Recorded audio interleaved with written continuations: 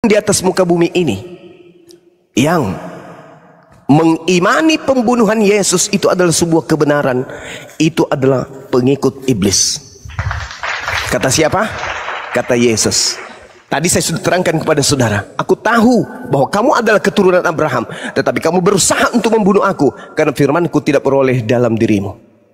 Ya, tidak beroleh dalam dirimu. Ada tamu saya, tidak lama lagi saya balik. Ya. Tunggu ya. Satu kebohongan yang saudara jual di sini, ketika Anda berkata Musa berbicara kepada Yesus, itu orang Yahudi kalau dengar itu muntah darah. Karena itu adalah kebohongan yang dijual oleh Barat ke dunia non-Yahudi. Ingat kata orang Yahudi di dalam Kisah Para Rasul 24 nomor 5. Paulus ini adalah penyakit sampar.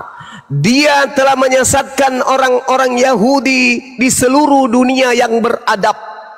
Dan dia adalah tokoh dari agama Kristen. Itu yang kamu ikuti kan? Nah itu, jadi Anda pengikut penyesat orang-orang Yahudi.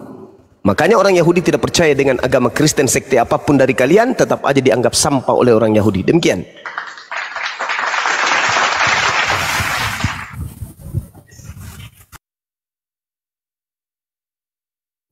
Aku dulu membantu Bapak itu. Di sini tadi ku catat Alkitab ditulis setelah iblis berkarya. Anda Kristen ajaran dari Barat. Adakah ajaran penebus dosa? Apakah enggak tahu Bang Juma di kalian ada penebus dosa?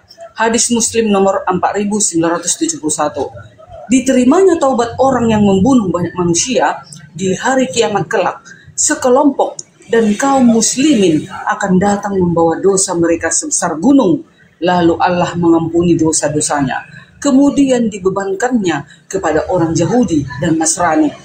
Itu cara kalian untuk apa? Penghapusan dosa. Membawa dosa mereka sebesar gunung. Dosa kalian sebesar gunung akan ditimpakan kepada Nasrani dan Yahudi. Apa itu? Mending seperti kami. Yang menebus kami adalah siapa? Tuhan itu sendiri. Dikatakan di dalam Yesaya 43 ayat 11. Aku adalah Tuhan dan tidak ada juru selamat selain daripada aku. Yesaya 43 ayat 14. Beginilah firman Tuhan penebusmu yang maha kudus Allah Israel. Yesaya 44 ayat 6. Beginilah firman Tuhan Raja penebus Israel, Tuhan semesta alam. Dia penebus. Itulah melalui siapa? Firman-Nya yang menjadi manusia. Itulah Yesus. Yesaya 53 ayat 10. Tetapi Tuhan berkehendak meremukkan dia dengan kesakitan. Dan apabila menyerahkan dirinya sebagai korban penebus salah, ia akan melihat keturunannya, umurnya akan lanjut, dan kehendak Tuhan akan terlaksana olehnya. Yesaya 43 ayat 14. Beginilah firman Tuhan penebusmu yang maha kudus Allah Israel. Nah, Allah itu penebus. Sudah ada tercatat di dalam Yesaya. Makanya dikatakan berimanlah engkau kepada kitab-kitab para nabi. Yesaya ini kitab para nabi. Kenapa nggak ada di buku kalian? Makanya kalian nggak tahu tentang penebusan. Karena tidak ada di buku kalian. Tidak ada kitab kalian, kitab Yesaya. Nah begitu. Ayat selanjutnya. Yesaya 52 ayat 3. Sebab beginilah firman Tuhan. Kamu dijual tanpa pembayaran, maka kamu akan ditebus tanpa pembayaran juga. Yesaya 53 ayat 5. Tetapi sekarang apakah lagi urusanku di sini? Demikianlah firman Tuhan umatku. Sudah dirampas begitu saja. Mereka yang berkuasa atas dia memegahkan diri. Demikianlah firman Tuhan dan namaku terus dihujat sepanjang hari. Siapa yang menghujat-hujat Tuhan itu sepanjang hari? Kalian kan? Kami nggak menghujatnya. Yesaya 53 ayat 6. Sebab itu umatku akan mengenal namaku. Dan pada waktu itu mereka akan mengerti bahwa akulah dia. Akulah dia. Kan itu katanya sih, kata Yesus kepada si Filipus itu. Akulah dia. Nah, akulah dia yang berbicara. Ya, aku. 1 Timotius 2, ini perjanjian baru. Tadi semua yang kubacakan di perjanjian lama tentang penebusan. Sekarang 1 Timotius itu dinubuatkan di perjanjian lama, lalu digenapi di perjanjian baru. 1 Timotius 2 ayat 6. Yang telah menyerahkan diri sebagai tebusan bagi semua manusia. Itu kesaksian pada waktu yang ditentukan. Efesus 1 ayat 7. Sebab di dalam dia dan oleh darahnya kita beroleh penebusan, yaitu pengampunan dosa menurut kekayaan kasih karunia-Nya. Ayat 8, yang dilimpahkannya kepada kita dalam segala hikmat dan pengertian. Ayat 9, sebab ia telah menyatakan rahasia kehendaknya kepada kita sesuai dengan rencana kecelakaannya, yaitu rencana kecelakaan dari semua telah ditetapkannya di dalam Kristus. Itulah dia sebagai korban penebus salah di dalam Lukas 22 ayat 44. Dalam ketakutan, Kristus menempatkan dirinya sendiri pada bagian yang harus dilaksanakan, dan ia sedang memasukinya sekarang untuk menyerahkan dirinya sebagai korban penebus salah. Ayat terakhir, Galatia 3 ayat 13. Kristus telah menebus kita dari kutuk hukum Taurat dengan jalan menjadi kutuk karena kita, sebab ada tertulis, terkutuklah yang digantung di kayu salib. Nah, makanya Yesus itu dikatakan seperti itu karena yang dikutuk itu adalah kutuk dosa. Tadinya kita manusia ini karena saking jijiknya Allah itu melihat kita, dosa kita sudah semakin banyak, semakin meninggi sampai menggunung, maka kita harus mempunyai perantara, itulah Yesus Kristus. Begitu guys. Terima kasih. Oke, baik. Jadi yang pertama, Al-Quran sudah menjelaskan bagi umat Islam itu adalah sebuah keuntungan. Menjadi Islam adalah sebuah keberuntungan. Intinya masuk Islam pasti beruntung. Itu dulu. Terlepas bagaimana Kristen memahami hadits, itu karena kelemahan ilmu yang mereka miliki. Qad aflahal mu'minun. Beruntunglah orang-orang beriman. Ini kata Allah. Alladzina hum fi salatihim khashi'un, yaitu orang yang khusyuk di dalam salatnya. Mereka lah orang-orang yang mewarisi, ulaika humul warithun alladzina yarithunal firdaus hum fiha khalidun, yaitu mewarisi surga firdaus, mereka kekal di dalamnya. Ini dulu yang harus dicatat. Belum meninggal umat Islam itu mereka sudah beruntung. Mereka sudah punya warisan di surga. Yang namanya warisan milik kepribadian, hak prerogatif sang pewaris. Qad aflahal mu'minun, beruntunglah orang-orang mukmin dikarenakan mereka memiliki warisan. Alladzina yarisunal firdaus hum fiha khalidun, yakni akan mewarisi surga firdaus, mereka kekal di dalamnya. Ini yang dicatat dulu.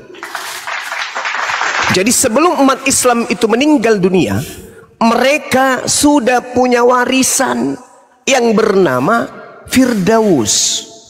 Lalu bagaimana dengan hadis yang tadi? Terang kok dikatakan di sini hadisnya. Jelas kok bagi kita yang beriman, bagi kita yang berakal. Nabi Muhammad SAW bersabda, di hari kiamat kelak, sekelompok dari kaum muslimin akan datang membawa dosa mereka sebesar gunung. Lalu Allah mengampuni dosa-dosanya. Titik. Umat Islam datang membawa dosa sebesar gunung, lalu Allah hapuskan dosa-dosanya. Allah hapuskan dosa-dosanya. Urusan Allah kemudian adalah dosa itu mau dilemparkan ke batu, dosa itu mau dilemparkan ke kucing, ke ayam, ke gajah, ke Kristen, ke Katolik, ke Buddha, Hindu. Itu urusan Allah, bukan urusan kami umat Islam. Kemudian Rasulullah mengatakan, setelah dosa-dosa itu dihapuskan, ya umat Islam sudah merdeka dong. Al-Quran mengatakan, yauma yajma'ukum liyaumil jam'i, dzalika yaumut taghabun, faman yu'min billah wa ya'mal shalihan yukaffir anhu sayyi'ati wa yudkhilhu jannah tajri min tahtihal anhar khalidina fiha abada, zalikal fawzul azim. Ingatlah pada hari ketika kiamat Allah mengumpulkan manusia. Itulah hari bagaimana dosa-dosa diungkapkan oleh Allah, dan barang siapa beriman kepada Allah dan mengerjakan dan memasukkannya ke dalam surga, mereka kekal di dalamnya selama-lamanya. Itulah kemenangan yang agung. Jelas ini. Jadi ketika umat Islam mati bawa dosa, datang kepada Allah, sebesar gunung pun dosanya telah dihapuskan oleh Allah. Selanjutnya dosa itu mau dilemparkan ke gunung, dosa itu mau dilemparkan ke rumah, ke gedung, ke sungai, ke laut, ke langit, ke malaikat, ke setan, ke Kristen, itu urusan Allah. Yang jelas dosa-dosa umat Islam diampuni dulu, lalu Allah melimpahkan kemudian dosa-dosa itu kepada orang kafir, itu urusan Allah. Kemudian dibebankannya kepada orang-orang Yahudi dan Nasrani. Lalu kemudian Rauh berkata, aku tidak tahu dari siapa keraguan ini. Abu Darda kemudian berkata, maka hal ini diceritakan kepada Umar bin Abdul Aziz. Lalu beliau bertanya, apakah bapakmu menceritakan hal ini dari Nabi Muhammad SAW? Kemudian sahabat Umar bin Abdul Aziz menjawab, ya, Nabi Muhammad telah menceritakan itu kepada aku. Bahkan Nabi Muhammad SAW bersabda, tidaklah seorang muslim meninggal kecuali Allah akan memasukkan, memperlihatkan ke dalam tempat neraka Yahudi dan Nasrani. Orang-orang Islam ketika meninggal, Allah akan memperlihatkan, ini loh nerakanya orang Yahudi, ini loh nerakanya orang Nasrani. Rasulullah SAW bersabda, tidaklah seorang mukmin meninggal kecuali Allah Azza wa Jalla akan menggantikan tempatnya di neraka dengan orang Yahudi dan Nasrani. Kenapa demikian? Karena Allah telah mengampuni dosa-dosa umat Islam. Karena umat Islam adalah umat yang beruntung. Qad aflahal mu'minun ulaika humul warithun alladzina yaritsunal firdaus hum fiha khalidun. Sekarang permasalahannya adalah, ketika ini sudah diketahui bahwa umat Islam itu adalah umat yang beruntung, kenapa enggak masuk Islam? Kalau sudah tahu bahwa dosa-dosa umat Islam akan dihapuskan dan dosa-dosa itu akan diberikan kepada orang Yahudi dan Nasrani, kenapa tidak masuk Islam? Kenapa masih Kristen? Kalau sudah tahu bahwa di dalam Matius 7 nomor 22 nomor 23 Yesus akan mengusir orang yang menyembahnya, yang mengusir setan bermujizat bernubuat pakai namanya, kenapa masih Kristen? Jawabannya, karena iblis telah mempenjarai dan telah memperangkap dan telah memborgol dan telah memperdaya menipu Anda. Iblis tidak reda, iblis tidak mau kehilangan pasukan. Maka sebesar apapun kebenaran yang ditorehkan Al-Quran dan sevalid apapun Bible menceritakan Kristen akan diusir ke neraka, iblis tidak akan tinggal diam. Dia tidak akan rela kemudian pengikutnya seperti Budarni melepaskan kemudian iblis itu. Ini jelas nih. Jadi sekali lagi saya katakan, kalau mau beruntung, kada aflahal mu'minun, menjadilah orang mukmin. Karena orang mukmin ulaika hum warisun, mereka mewarisi surga Firdaus, mereka kekal di dalamnya. Sedangkan Kristen mewarisi neraka Jahannam. Matius 23 nomor 15. Silakan. Oke, beruntunglah orang-orang yang beriman. Itulah kami pengikut Injil. Nah, di dalam hadis tadi dikatakan bahwasanya dosa-dosa kalian akan dibebankan kepada umat Yahudi dan Nasrani.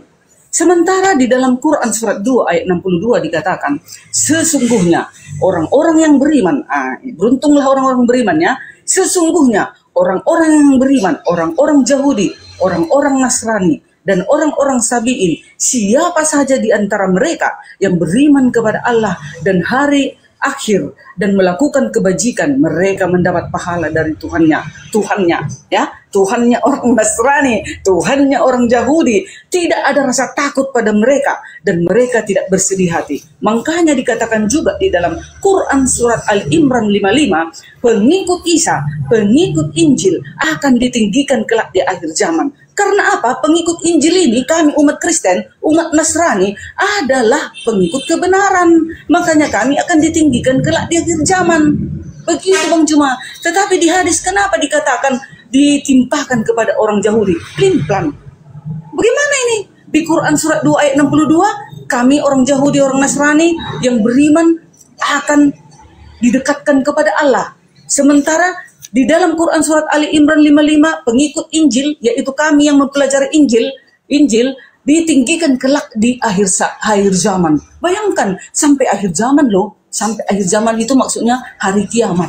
Pengikut Injil masih ada, mulai dari sekarang sampai di akhir zaman. Makanya dikatakan Allah, berimanlah engkau kepada Taurat, Zabur, dan Injil. Alkitab ini terdiri dari Taurat, Zabur, dan Injil. Maka kami adalah orang-orang yang beriman. Kami beruntung orang-orang yang beriman. Haleluya, terpujilah Tuhan. Amin. Silakan.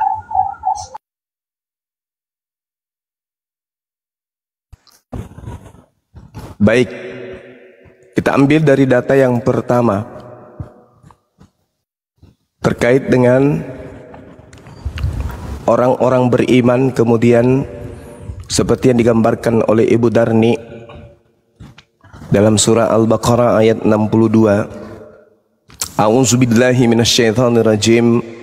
Innal ladzina amanu wal ladzina hadu wan nasara was-sabiina man amana billah wal yaumil akhir wa amila salihan falahum ajruhum inda rabbihim wala khaufun alaihim wala hum yahzanun. Sesungguhnya orang-orang beriman. Kristen tidak masuk di sini. Kristen tidak masuk di posisi beriman. Orang beriman itu adalah orang yang melampaui keyakinan, berlandaskan akal. Orang beriman adalah orang yang melampaui keyakinan mereka, kepastian daripada keselamatan mereka dengan akal. Orang semua boleh mengatakan dirinya beriman, tetapi iman yang betul, kepercayaan yang betul adalah yang berlandaskan atas akal. Nah, ini yang perlu dipahami oleh saudara Budani. Sabar ya, sabar. Gangguan sedikit. 15 menit, 15 detik. 1, 2, sabar ya. Sabar.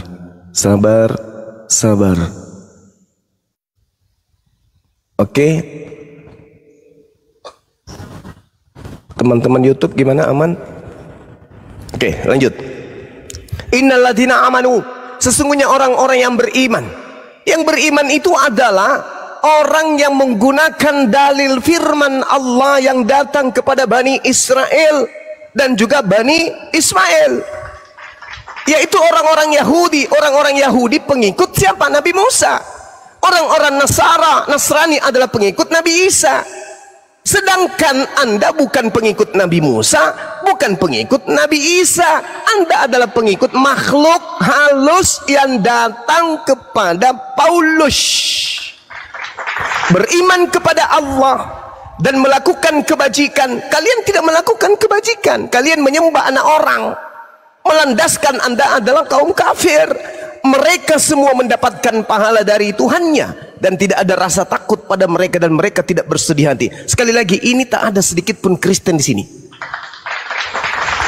Tidak ada Kristen yang dijelaskan di dalam surah Al-Baqarah ayat 62. Lalu kemudian terkait dengan data yang Ibu katakan di dalam Al-Quran surah Ali Imran ayat 55 tadi. Isqalallahu ya Isa inni mutawaffika wa rafi'uka ilayya wa mutahhiruka minal ladina kafaru wa ja'ilul ladina taba'uk fauqal ladina kafaru ila yaumil qiyamah. Dalilnya begitu. Maaf saya ditegur kalau saya salah ayat. Di situ Allah Subhanahu wa taala berfirman kemudian, wahai Isa, aku mengambilmu, aku mengangkatmu kepadaku. Tidak ada penyaliban. Nabi Isa diangkat. Mazmur 91. Nabi Isa diangkat, tidak terjadi penyaliban. Kristen terjadi penyaliban. Jadi di sini bukan orang-orang Kristen, justru Nabi Isa dibersihkan dari orang-orang kafir melalui lisan Nabi Muhammad sallallahu alaihi wasallam dan umatnya. Isqalallah ya Isa inni mutawaffika wa rafi'uka ilayya wa mutahhiruka minal ladina kafaru wa ja'ilul ladina tama'uk fawqal ladina kafaru ila yaumil qiyamah summa ilayya marji'ukum fa ahkumu bainakum fima kuntum fihi takhtalifun. Subhanallah. Nabi Isa dibersihkan dari orang-orang kafir.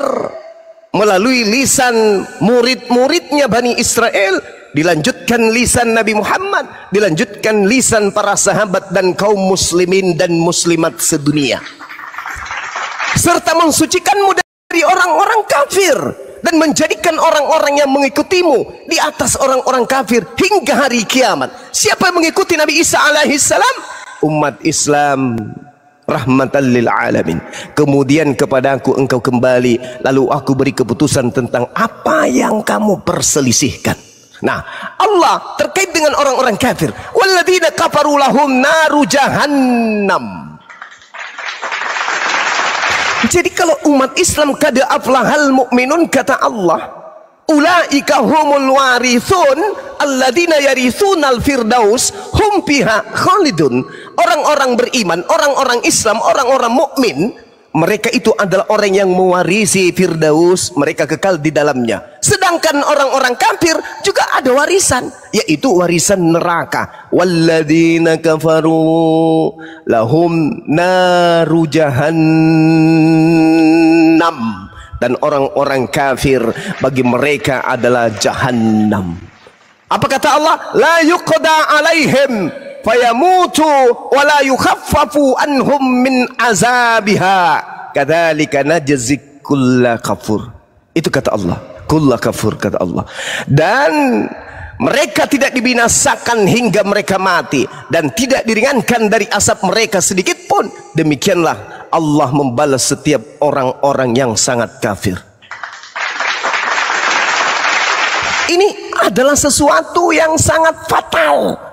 2025 orang Kristen harus menyadari itu, bahwa yang disembah mereka itu adalah bukan Nabi Isa. Yang disembah itu adalah orang yang kemudian mengatasnamakan Nabi Isa, tapi sesungguhnya mereka adalah makhluk gaib yang kemudian Yesus pun sudah menubuatkan bahwa bahkan Al-Quran pun sudah menjelaskan, wa ikhwanuhum yamuddunahum fil gayyi thumma la yukasirun wa ayyaduna illa syaitanan marida. Sesungguhnya yang mereka sembah adalah iblis yang terkutuk, iblis yang durhaka.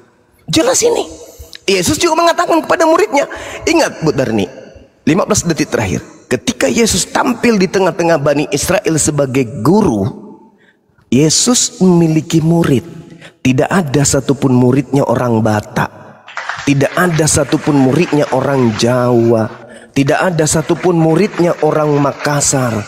Semua murid-muridnya adalah Bani Israel. Dan Yesus berpesan, waspadalah kepada non-Yahudi yang datang dengan memakai nama Yesus dan berkata, akulah Yesus, waktunya sudah dekat, jangan kamu percaya.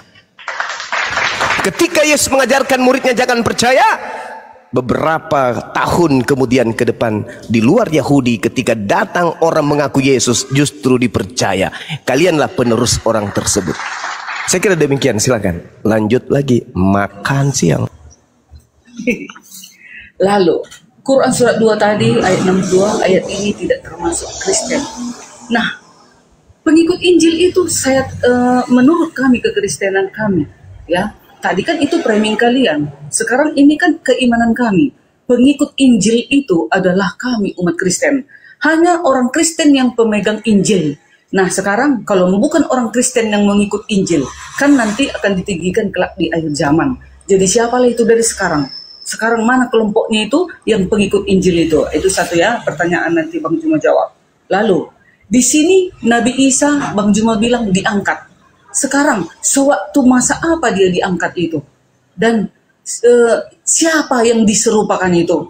Di mana dalilnya bahwasanya bukan dia yang disalib itu, tetapi diangkat? Dalam masa apa dia? Maka dia diangkat. Nah, itu ya, 2 pertanyaan. Yang ketiga, pertanyaan kenapa Nabi Isa itu tidak ada satu murid Yesus di luar Israel, tidak ada murid Yesus, kan begitu? Yes, memang benar. Di luar dari Bani Israel tidak ada murid Yesus yang awal, mula-mula, ya. Mula-mula kan Yesus itu diturunkan ke Bani Israel. Maka dikatakan di dalam Matius 28 ayat 19 ke seluruh dunia. Di dalam Markus dikatakan ke segala makhluk yang berakal, ya kan? Lalu dikatakan sampai ke ujung bumi. Dikatakan seperti itu. Jadi awalnya kami juga percaya Yesus itu awalnya memang bukan sama orang Batak awalnya, tetapi kepada Bani Israel. Tetapi karena Yesus mencintai manusia-manusia di luar dari Bani Israel, makanya sebelum dia terangkat ke surga, dia sempat mengatakan kepada murid-muridnya agar pergi mengabar ke seluruh bangsa. Makanya sampai kepada kita, ke Medan, ke Siantar, ke Samosir, atau kemanapun itu daerah-daerahnya, makanya ada para penginjil. Maka sampailah itu. Jadi kalau manusia tidak menginjil, maka kita akan dituntut pertanggungjawaban kita untuk penginjilan. Itu saja Bang Juma. Jadi aku nggak usah banyak pertanyaan, hanya yang kedua tadi. Apa ayat ini tidak termasuk Kristen, penginjil Injil, ya kan? Di mana sekarang pengikut Injil itu? Padahal nanti sampai akhir zaman akan ditinggikan. Yang mana itu? Mana kelompoknya yang pengikut Injil itu? Kalau kami merasa kami pengikut Injil, tapi kalau kalian mengatakan kami orang Kristen nggak pengikut Injil, ya sah-sah saja. Nanti saja hakim yang adil turun. Nah gitu. Silakan. Oke, baik. Jadi pertanyaannya sangat baik. Allah Subhanahu wa taala menjelaskan di dalam Al-Qur'anul Karim. A'udzubillahi minasyaitonir rajim. Nazzala 'alaikal kitab bil haqq musaddiqan lima baina yadai wa anzalat Taura wal Injil. Allah menurunkan Al-Qur'anul Karim kepadamu wahai Nabi Muhammad yang mengandung kebenaran, membenarkan kitab-kitab sebelumnya dan menurunkan Torah dan juga Injil.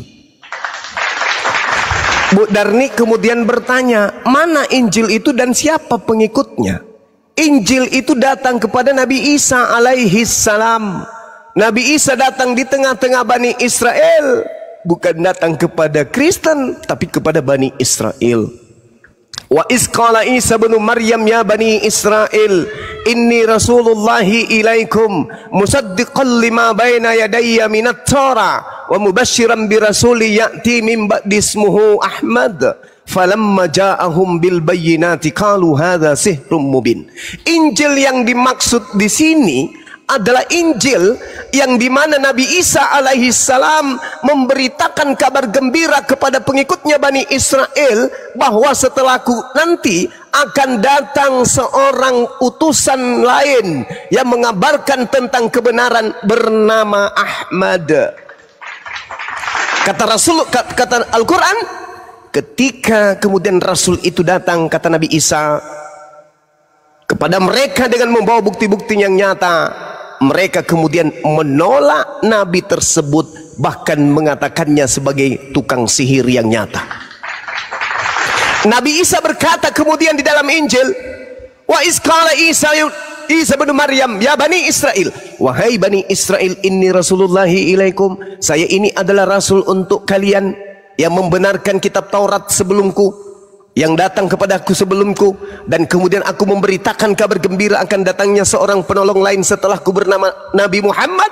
Dan kata Nabi Isa, ketika Nabi itu datang membawa bukti-bukti yang nyata, orang-orang kafir akan mengatakan ini adalah sihir yang nyata. Terbukti hari ini. Apa dikatakan Nabi Isa pada zamannya terbukti hari ini. Kalau Anda mengatakan Anda pengikut Injil, berarti Anda akan mengimani segala firman yang Yesus ajarkan ke tengah-tengah Bani Israel. Markus 1 nomor 14. Sesudah Yohanes ditangkap, datanglah Yesus ke Galilea memberitakan Injil Allah. Yesus ketika di Galilea, 1, tidak memberitakan kitab Lukas. 2, tidak memberitakan kitab Matius. 3, tidak memberitakan kitab Markus. 4, tidak memberitakan kitab Yohanes. 5, tidak memberitakan surat-surat Paulus. Berarti Yesus memberitakan apa? Memberitakan Injil yang datang kepadanya, yang Allah Subhanahu wa taala jelaskan kemudian di dalam Al-Qur'anul Karim, nazzala 'alaikal kitaba bil haqq musaddiqan lima baina yadayhi wa anzalat Taura wal Injil. Nabi Isa didatangkan Injil. Data yang ada kemudian adalah Bible milik orang Kristen itu jauh dituliskan setelah Yesus itu telah terangkat dari bumi ke langit. Ya, Jadi sangat jelas kemudian Bible yang Anda katakan sebagai Injil itu bukan Injil. Coba kita lihat. Markus ditulis tahun 64 sampai 67. Matius dituliskan kemudian di tahun sekitar tahun 80-an. Kemudian ada yang berkata dituliskan di tahun 66. Kitab Petrus dituliskan tahun 81 sampai tahun 96. Kitab Yohanes dituliskan tahun 40 sampai tahun 140. Lukas dituliskan tahun 62. Kalau Kisah Para Rasul tidak diketahui kapan dituliskan. Wahyu dituliskan tahun 90 sampai tahun 100. Yakobus dituliskan tahun 47 sampai tahun 48. Begitu seterusnya. Paulus menulis nanti tahun 52 setelah itu. Lalu yang Yesus beritakan di Galilea, Injil Kerajaan Allah itu mana? Kalau Anda bisa menunjukkan ada nama Ahmad di dalam kitab yang Anda genggam, berarti itu adalah Injil yang diberitakan dalam Al-Quranul Karim. Tapi ternyata bukan, maka orang-orang yang menjadi pengikut Nabi Isa juga bukanlah Kristen. Saya kira begitu. Kalau Anda bertanya, mana Injilnya? Injilnya datang kepada Nabi Isa. Nabi Isa ditolak pada kaumnya. Kalau Nabi Isa saja ditolak, apalagi ajarannya. Demikian. Belum Bang Juma, belum Bang jawab. Abang jawab, belum. Belum Abang jawab. Kan nanti akan ditinggikan kelak di akhir zaman pengikut. Oke, baik. Oh, baik. Tentu sekarang ada dong kelompoknya. Organisasinya ada yang mana itu? Nah, itu. Baik. Jadi diterangkan kemudian Al-Quran dalam surah An-Nisa ayat 159. Apa kata Allah di dalam Al-Quran? Di situ diterangkan, wa im min ahlil kitab illa la yu'minanna bihi qablal mauti wa yaumal qiyamati yakunu alaihim syahida. Nanti di akhir zaman ketika Nabi Isa datang untuk yang kedua kalinya, berlandaskan dalam Matius 24 nomor 30, maka semua manusia akan datang kepada Nabi Isa alaihi salam. Dan orang-orang yang disebut ahli kitab, yaitu orang Yahudi hari ini, seketika itu juga akan beriman kepada Nabi Isa alaihi salam. Dengan demikian ahli kitab, orang Yahudi akan mengaminkan ajaran Nabiullah baginda Rasulullah Muhammad sallallahu alaihi wasallam. Ternyata yang diberitakan Al-Quran itu betul. Maka kata Allah, wa immin ahlal kitab illa la yu'minanna bihi. Tak ada satupun ahli kitab yang tidak akan beriman kepada Nabi Isa alaihi salam kelak ketika Nabi Isa datang untuk yang kedua kalinya. Lalu Kristen di mana posisinya pada saat itu? Kristen posisinya jelas di dalam Bible diterangkan kemudian Yohanes 8:42. Yohanes 8:48. Yohanes 12 nomor 48. Barang siapa yang menolak aku, dia sudah ada hakimnya, yaitu firman yang aku sampaikan. Firman itulah kelak yang akan menjadi hakimnya di akhir zaman.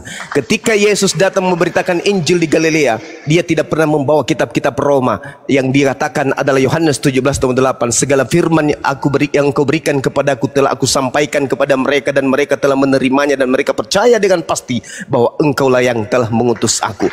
Berarti ahli kitab yang mengaminkan dan mengimani Yesus sebagai Rasulullah, utusan Allah, akan diselamatkan oleh Allah.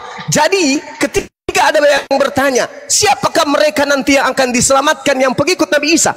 Nabi Muhammad sallallahu alaihi wasallam mengajarkan umatnya untuk beriman kepada Nabi Isa alaihi salam, bahwa Nabi Isa adalah utusan Allah kepada Bani Israel. Matius 15 nomor 24, aku diutus hanya kepada Bani Israel. Umat Islam mengaminkan itu, maka yang dimaksud diselamatkan di sini adalah pengikut daripada para nabi, termasuk Nabi Isa alaihi salam. Seperti itu saudara. Jadi bagaimana dengan Kristen nasibnya? Matius 7 nomor 22 sampai nomor 23. Enyahlah daripadaku kalian semua pembuat kejahatan, aku tidak mengenal kalian, kalian semua adalah pembuat kejahatan. Kok bisa kayak begitu ya Bang Suma? Padahal kan siang malam kami ini berdoa, bahkan guru-guru kami sampai bermujizat loh, ngusir setan malah. Banyak orang yang disembuhkan dengan doa-doa mereka. Kok bisa kayak gitu ya Bang Suma? Ya dalilnya kembali ke poin itu.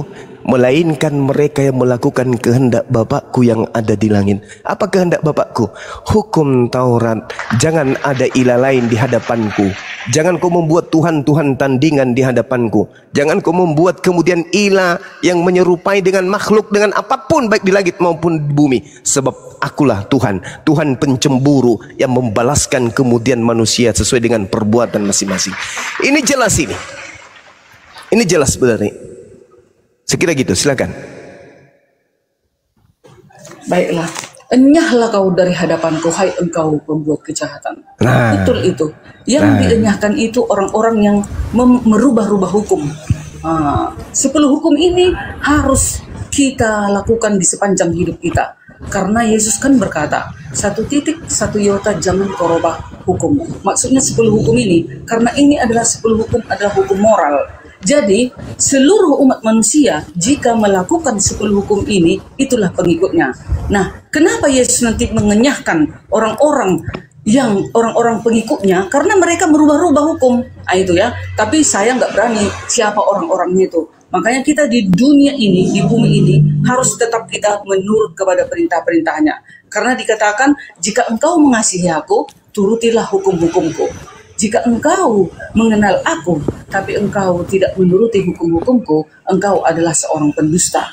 Jadi, siapa kita manusia yang masih tetap setia kepada hukumnya, itulah yang benar. Itulah kebenaran itu. Jadi makanya dikatakan akan ditinggikan kelak di akhir zaman pengikut Injil. Inilah dia Bang Juma yang menuruti hukum-hukumnya ini. Karena di dalam Wahyu 11 ayat 19, hukum 10 ini terpampang di bait suci di kerajaan surga. Itu penglihatan Paulus di Yohanes, penglihatan Yohanes di Pulau Patmos. Terdapat di dalam kitab Wahyu 11 ayat 19. 10 hukum ini sekarang terpampang di kerajaan surga. Jadi melalui 10 hukum inilah kita nanti dihakimi. Jadi itu makanya dikatakan, apa ciri-ciri umat-umat Allah ini dia menuruti hukum 10 ini. Dan di dalam kami kekristenan, menuruti hukum dan setia kepada Yesus dan percaya beriman kepada Yesus Tuhan dan Juru Selamatmu. Maka jika dia nanti datang, kan Yesus yang datang nih hari kiamat, dia akan menghakimi seluruh bumi. Ayatnya terdapat di dalam Yohanes 9 ayat 39. Aku akan datang ke dunia untuk menghakimi. Nah, siapa yang dihakimi? Orang-orang yang tidak setia dengan 10 hukum dan tidak melakukan dengan kasih. Itu yang akan dihajar Yesus ya, akan dicampakkan. Makanya ada ayat di dalam Wahyu 20 ayat 10, nabi palsu itu bersama dengan iblis dan pengikutnya akan dicampakkan ke dalam lautan api yang menyala-nyala. Itu dia Bang Juma. Jadi kami umat Kristen yang masih setia kepada Injil dan hukum Allah, itulah nanti yang akan dibawa Yesus ke dalam kerajaannya. Maka dikatakan Yesus, aku akan pergi kepada Bapa, di mana aku berada, engkau pun berada. Aku akan datang menjemput engkau. Jadi nanti hari kiamat, jika Yesus datang, siapa yang akan dijemput? Itu tadi, yang setia kepada hukum-hukumnya dan melakukan dengan kasih. Itu Bang Jemaat. Oke, baik. Jadi Yesus datang menghakimi. Yang datang menghakimi ini adalah anaknya Maria, anak dari seorang perawan. Itulah yang akan datang menghakimi. Yang disembah Yesus pada zaman itu sudah ngumpet dia, udah ngumpet. Yang disembah Kristen maksudku itu udah ngumpet. Yesus yang disembah Kristen itu ngumpet, sembunyi dia. Udah dilempar ke neraka sesuai dengan data yang dibacakan Ibu Darni. Iblis dan nabi palsunya sudah dilempar ke neraka. Aku datang ke dalam dunia untuk menghakimi. Itu anak Maria. Menghakimi orang-orang yang mempertuhankan dirinya. Matius 7 udah jelas itu. Tidak setiap orang yang memanggil aku Tuhan akan masuk ke dalam kerajaan langit, melainkan dia melakukan kehendak Tuhanku yang ada di langit. Itu kata Yesus. Itu kata Yesus. Aku datang ke dunia untuk menghakimi. Benar, dia datang untuk menghakimi. Anak Maria ini akan datang. Siapa yang menganggapnya utusan Tuhan, selamat. Siapa yang berpura-pura mulutnya mengatakan utusan Tuhan, praktiknya dia Tuhan kan, itulah yang akan dilemparkan ke dalam api neraka yang menyala-nyala bersama dengan Yesus palsu dan nabi palsu. Matius 24 nomor 24. Sebab Yesus palsu dan nabi palsu akan datang dan akan melakukan mukjizat sekiranya mungkin, menyesatkan orang-orang pilihan juga. Orang-orang pilihan. Orang-orang pilihan ini siapa? Murid-murid Yesus. Murid-muridnya Yesus sebisa mungkin juga disesatkan oleh iblis. Kalau murid Yesus aja disesatkan oleh iblis, apalagi orang-orang setelahnya. Ini yang perlu dicermati oleh Ibu Darni dan teman-teman Kristen. Tidak ada yang selamat kecuali yang melakukan kehendak Bapa. Bapa itu Tuhan. Waspadalah kepada nabi-nabi palsu yang datang kepadamu dengan menyamar seperti domba, padahal mereka adalah serigala yang buas. Dari buahnya kau dapat mengenal mereka.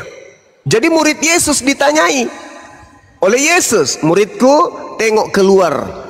Apabila kau melihat ada orang di luar Yahudi memanggil aku Tuhan, bernubuat pakai namaku, bermujizat pakai namaku, mengusir setan pakai namaku, itu adalah buah dari pengikut nabi palsu. Jadi intinya di situ Yahudi dan non Yahudi. Kenapa? Waspadalah kepada nabi-nabi palsu yang datang kepadamu menyamar domba. Domba itu gelar untuk Bani Yakub. Tidak boleh bergelar domba di luar Bani Yakub. Yeremia 50 nomor 17, yang digelari domba hanya Bani Yakub. Jadi kalau ada non Bani Yakub ngaku domba, itulah serigalanya. Islam, Kristen, Hindu, Buddha, mereka bukan Bani Yakub. Tapi ada di antara kelompok-kelompok ini yang mengaku sebagai domba. Itulah dia. Di dalam Mazmur 174, hukum-hukumku yang datang kepada Bani Israel, aturan-aturanku yang kuberikan kepada Yakub, tidak kuberikan kepada bangsa lain.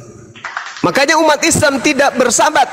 Makanya umat Islam tidak melakukan prosesi ibadah orang Yahudi. Kenapa? Karena hukum itu hanya untuk internal Yahudi saja, Bani Israel saja. Jadi kalau Anda bukan Bani Israel, ikut-ikutan melakukan itu, itulah serigalanya mardompret. Jadi kalau hari ini ada Kristen kelihatan santun seperti Yahudi, memelihara sabat, bla bla, tidak makan babi, itulah serigala halus. Serigala halus yang nyamar dompret. Padahal mereka adalah serigala, bukan Yahudi. Ingat sekali lagi, Mazmur 147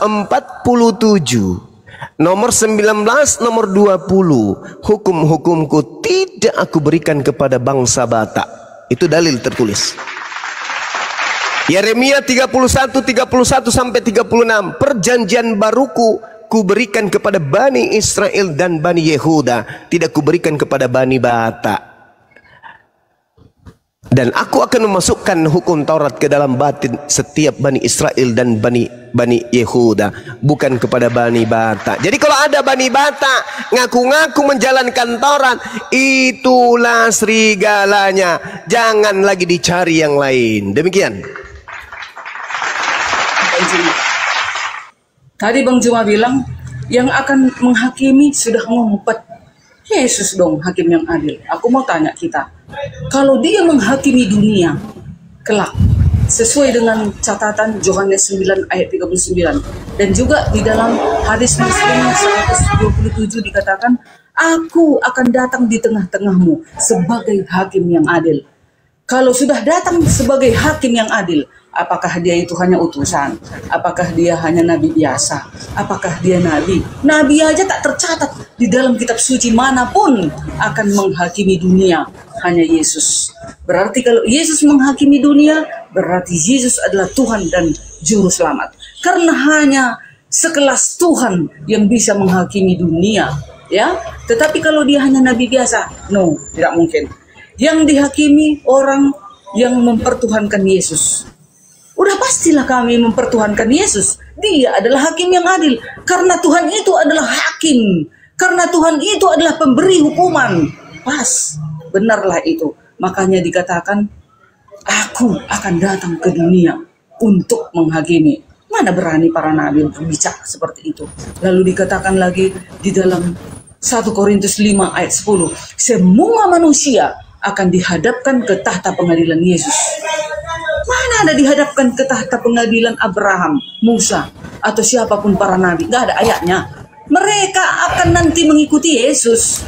Yesus semua mengendalikan. Karena nanti dia yang akan datang bersama para malaikatnya di awan-awan. Jadi kami sudah benar. Dari buahnya lah engkau mengenal dia. Umat-umat Kristen dan ajaran Paulus dan ajaran Yesus tidak pernah mengajarkan boleh mengawini banyak wanita. Boleh membunuh. Boleh memenggal kepala orang. Boleh memotong jari-jarinya. Boleh mengawini laki-laki dan laki-laki. Boleh mengawini perempuan dan perempuan. Gak ada dalilnya. Ada dalilnya 1 Korintus 6 ayat 9 yang seperti itu tidak ada tempatnya di kerajaan surga. Jadi ajaran Yesus itu semuanya benar. Ajaran Yesus itu semua dijalankan dengan kasih. Itulah buah-buahnya. Ajaran Yesus itu adalah kasih, sukacita. Ada lagi? Oke. Udah ya. Nah, jadi gini. Yesus itu, ya silakan kalau masih mau silakan. Ini di mute. Aku tadi, aduh berarti tadi mulai jam berapa nih di mute? Enggak, baru aja, baru 1 detik. Aduh, itulah. Enggak, saya dengar Yesus adalah kasih, Yesus adalah kasih. Tadi sudah kayak gitu, dengar. Lanjut. Jadi kan dari buahnya kan abang bilang tadi dari buahnya lah engkau mengenal dia, kan kata Yesus. Buah-buahnya itu mengajarkan kasih, saling tolong-menolong, mengampuni kesalahan orang lain, saling membantulah engkau di dalam kasih. Jangan kau membunuh, jangan kau meniduri banyak wanita, istrimu cukuplah satu, jangan kau ganti-ganti istri, sayangilah istrimu, sayangilah anak-anakmu. Indah ajaran Yesus itu, dan itulah diteruskan umat-umat Yesus. Dan sambil tap-tap layar teman-teman yang ada di bawah. Sudah ya Bu Darni? Silakan Bang Juma. Ya, baik. Ini bukan gereja, Bu Darni. Oke, teman-teman. Jadi ketika berbicara mengenai hakim, tidak hanya Yesus yang hakim. Di dalam Keluaran 2:14 Musa juga menjadi hakim.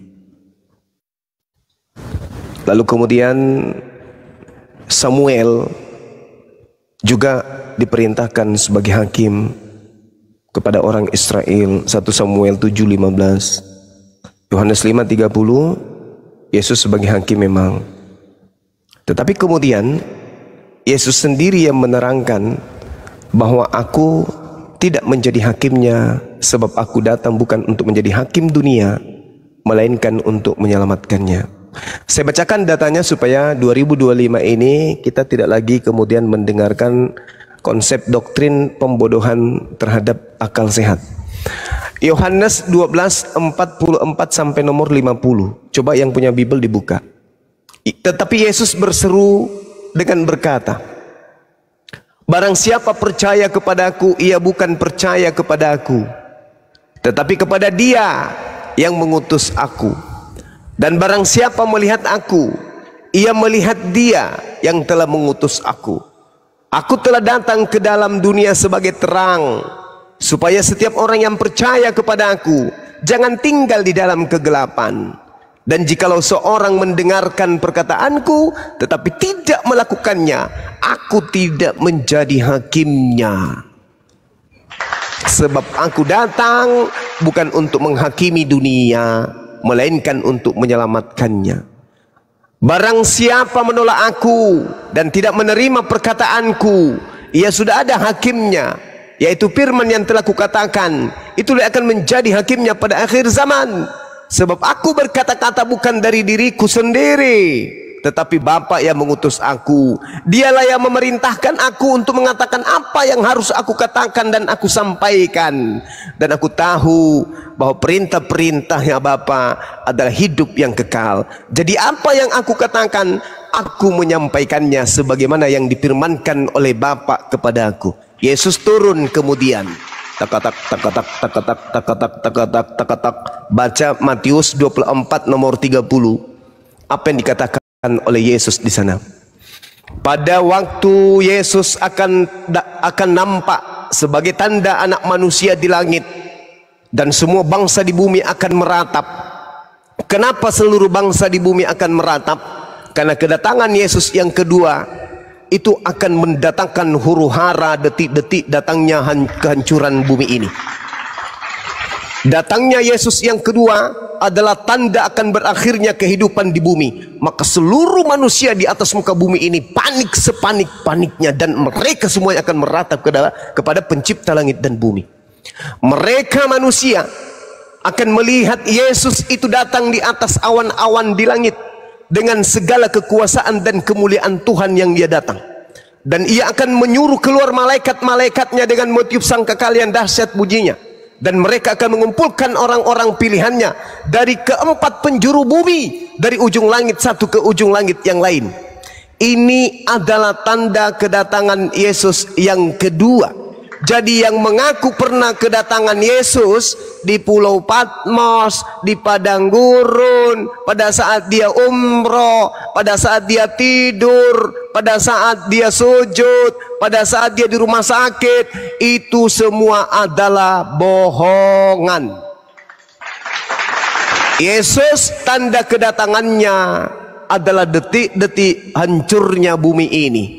Yesus akan datang di awan-awan, bukan hanya didengar dan dilihat oleh seorang atau sekelompok orang saja, tapi seluruh umat manusia di muka bumi pada saat kedatangan Yesus itu akan kemudian datang meratap di hadapan Tuhan. Haleluya, terpujilah Yesus. Nah, ini dia. Jadi Yesus itu bertanda akan datangnya kiamat. Dia adalah Nabiullah yang diutus kemudian oleh Allah untuk menghakimi orang-orang stupid dan bahlul yang menganggapnya Tuhan, yang menganggapnya pernah datang, padahal kedatangan yang kedua belum ada, apalagi kedatangan yang ketiga, yang keempat, yang kelima, yang keenam, yang ketujuh, yang ke-8, yang ke-9, yang ke-10. Ini orang-orang bahlul yang tidak mengerti paham Bibelnya sendiri.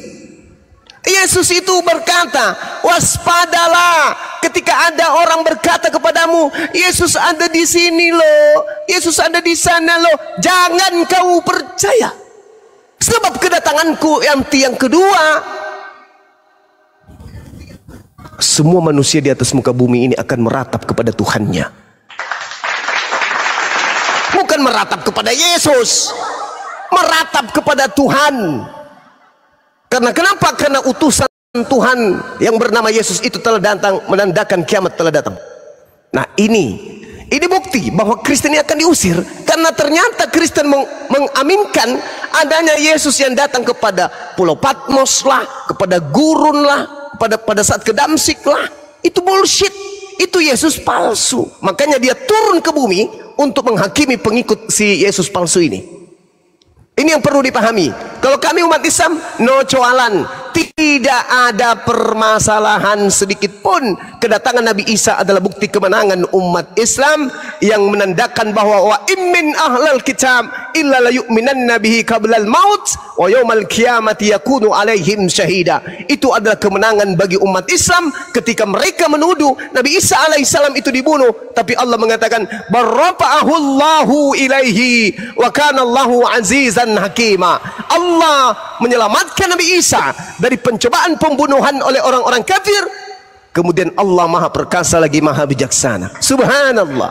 Dia datang kemudian yang kedua kalinya untuk menyatakan, yang kau bunuh itu bukan aku loh, yang kalian sembah itu bukan aku loh, enyahlah daripada aku, kalian semua adalah pembuat kejahatan. Sekira demikian.